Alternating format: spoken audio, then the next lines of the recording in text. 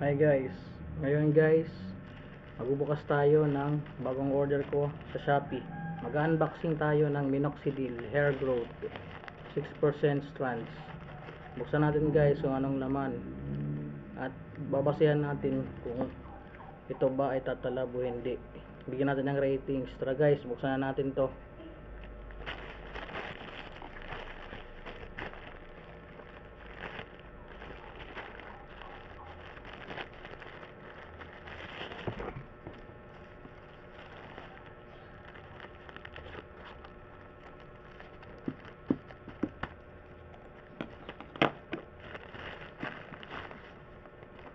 Ito guys, kaya natin guys kung minoxidil nga po ang laman.